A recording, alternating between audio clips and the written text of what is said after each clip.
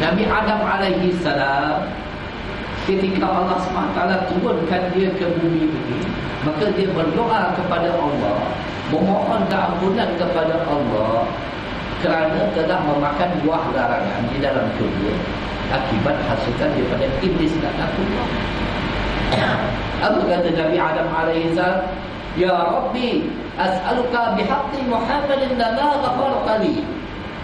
Wahai Tuhanku, aku memohon kepadamu dengan hak Muhammad agar engkau ampunkan aku. Ketika itu Nabi SAW belum lagi lahir. Kerana apabila Nabi Adam alaihi salam dilahirkan ataupun dicipta oleh Allah SWT, dia melihat nama baginda Nabi SAW di tiap-tiap arah dan di pintu-pintu. Maka Allah SWT bertanya kepada Nabi Adam alaihi salam, wa kaifa arafta Muhammad? Bagaimana engkau kenal Muhammad? Kemudian Allah SWT berfirman kepada Nabi Adam alaihi salam, laula Muhammadun ma khalaqtuka. Kalaulah bukan kerana dia, kerana Muhammad, pasti aku tidak akan menjadikan. Itu kemuliaan, keagungan, kebesaran baginda Nabi SAW.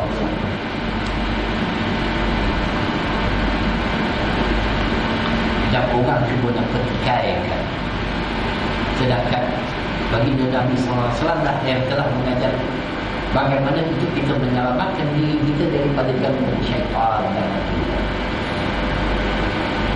Kalau kita tidak kasih kepada Nabi SAW, mana mungkin untuk kita mendapatkan syafaat daripada Rasulullah SAW. Baginda Nabi SAW menyebut, innaka ma'atta, sesungguhnya kau akan bersama orang yang kamu cintai. Kemudian ada pula suara-suara yang mengatakan syiar-syiar ataupun qasidah-qasidah yang dilantunkan itu, bukan daripada selawat dan sebagainya, itu syair. Hasan bin Sabit di zaman Rasulullah SAW telah pun memuji baginda Nabi SAW, sehingga akan ditegur oleh Sayyidina Umar Al-Khattab ketika selepas kewafatan baginda Nabi SAW bersyair di dalam Masjid Nabawi. Apa kata Hasan bin Sabit? Aku telah memandangkan syair ini di hadapan orang yang lebih mulia daripada engkau, Umar. Kemudian Hasan bin Sabit berpaling arah melihat kepada Abu Hurairah, dan Abu Hurairah mengiyakan kata Hasan bin Sabit. Di zaman Nabi SAW, Masjid Nabawi ada dua mimbar. Satu adalah mimbar untuk baginda Nabi SAW berkhutbah, dan satu lagi dibina untuk Hasan bin Sabit baca syair-syair yang memuji baginda Nabi SAW. Memang selayaknya insan yang begitu agung, makhluk yang begitu agung dipuji. Abbas bin Abdul Muttalib radhiyallahu anhu minta izin kepada Nabi SAW, izinkan aku memujimu wahai Rasulullah. Apa jawab Nabi ketika itu? Silakan. Maka Allah akan membuatkan bibirmu terjaga. Tiba-tiba ada orang yang mengatakan, orang yang puji Nabi itu orang syirik, bid'ah dan sebagainya. Kalau kita lihat kisah Urwah bin Mas'ud radhiyallahu anhu ketika diarahkan, diperintahkan oleh kaum Quraisy menemui Rasulullah SAW pada tahun Hudaybiyah, maka dia telah melihat satu penghormatan yang luar biasa para sahabat kepada baginda Nabi SAW. Apa yang dia lihat?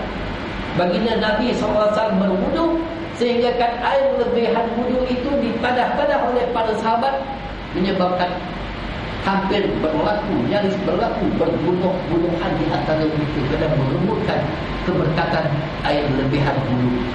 Baginda Nabi SAW tidak berkahak atau tidak berludah, kecuali ditadah oleh para sahabat dan menyapu pada badan dan muka. Itu keberkatan yang ada kepada baginda Nabi SAW. Begitu juga ketika Nabi SAW mencukur, rambut Nabi SAW tidak akan jatuh di lantai kecuali dikebut oleh para sahabat Nabi SAW. Mereka bersabar dengan peninggalan baginda Nabi SAW.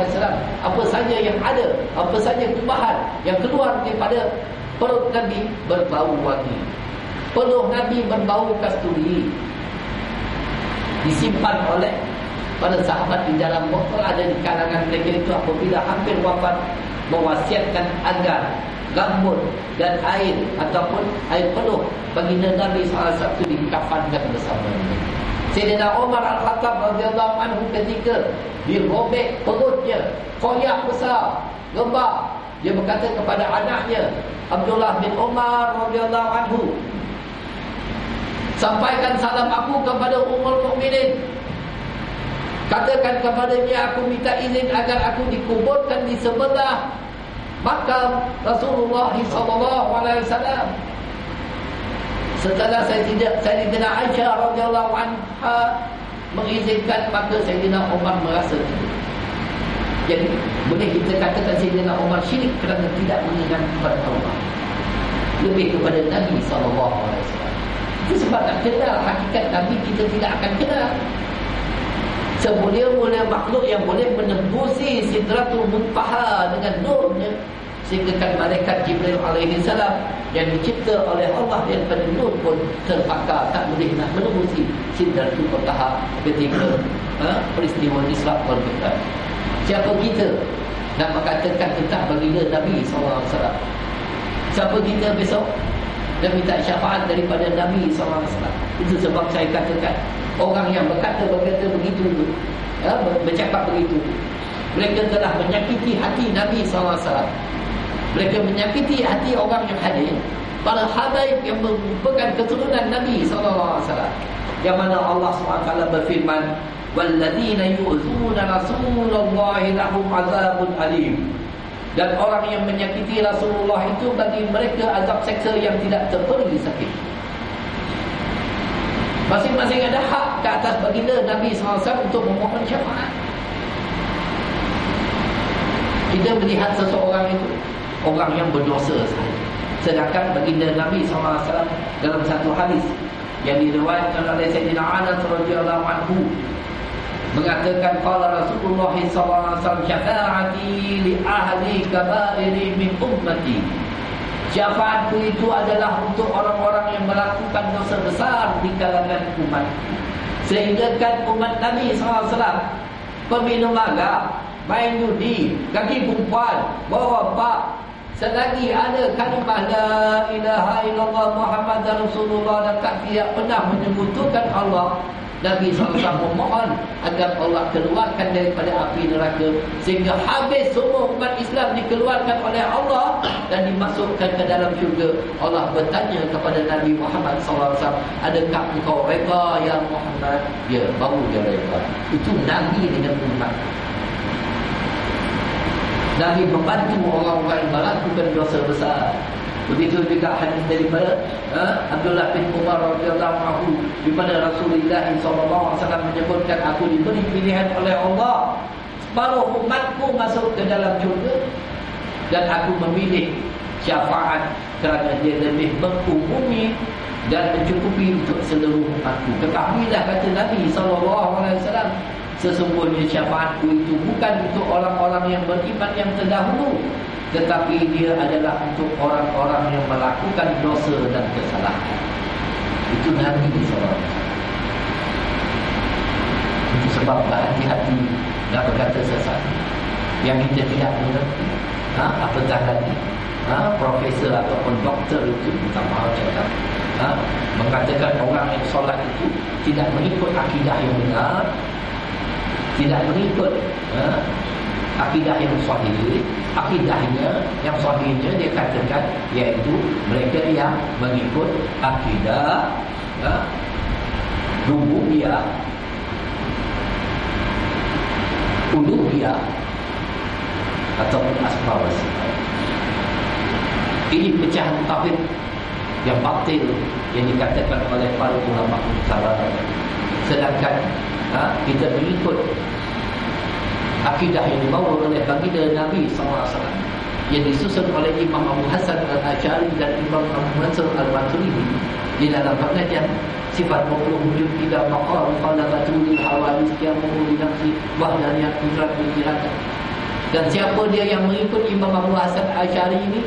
Semuanya para ulama muktabar, majoriti ulama Bukan satu-satu pula.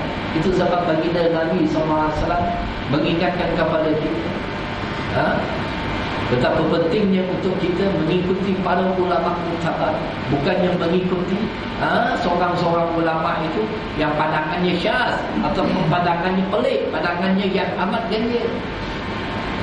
Nabi SAW mengingatkan, la tajmi'u ummati ala dhulal, umatku tidak akan berhimpun di atas kesesatan, alaikum bisawadil azam, hendaklah kamu berserta dengan golongan yang terbesar dari kalangan ulama dan umat Islam.